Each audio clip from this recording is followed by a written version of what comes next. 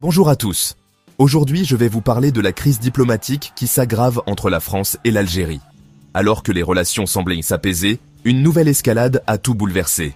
Tout a commencé quand l'Algérie a expulsé 12 fonctionnaires français du ministère de l'Intérieur, les déclarant persona non grata et leur donnant 48 heures pour quitter le pays.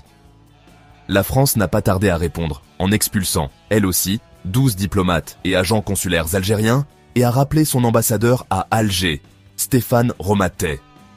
Mais qu'est-ce qui a déclenché cette crise? Eh bien, tout part de l'arrestation en France d'un agent consulaire algérien lié à l'enlèvement d'Amir Boukor, alias Amir DZ, un critique du régime algérien.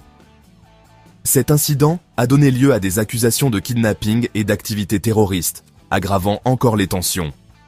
Le président Emmanuel Macron a tenté de calmer les choses en dialoguant avec son homologue algérien Abdelmadjid Tebboune. Mais face à l'intransigeance d'Alger, il a décidé de monter en première ligne. D'un côté, la France juge l'expulsion des fonctionnaires français injustifiée et incompréhensible. De l'autre, l'Algérie défend cette décision comme étant souveraine et critique le ministre français de l'Intérieur, Bruno Retailleau, pour sa fermeté face à l'Algérie, principalement sur les questions migratoires. La situation est délicate. Depuis des mois, les relations entre Paris et Alger sont tendues. En juillet 2024, Emmanuel Macron avait soutenu le plan d'autonomie du Maroc pour le Sahara occidental, ce qui avait déjà déclenché une crise diplomatique avec l'Algérie. Alger avait alors retiré son ambassadeur. Et ce n'est pas tout.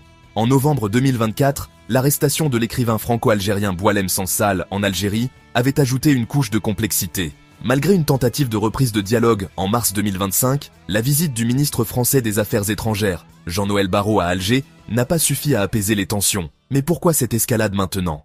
Selon des experts comme Pierre Vermeren, des divisions internes au sein de l'armée algérienne pourraient jouer un rôle clé. Certains généraux seraient contre toute réconciliation avec la France, cherchant à saboter les efforts de normalisation des relations.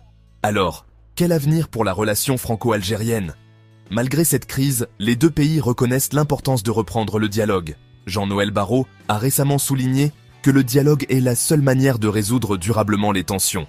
La France souhaite démontrer sa capacité à répondre fermement, mais reste ouverte à la discussion pour l'intérêt commun. Merci d'avoir regardé cette vidéo. N'oubliez pas de liker et de vous abonner pour plus de contenu sur l'actualité internationale. À bientôt. Merci de bien vouloir activer la cloche et de cliquer sur j'aime.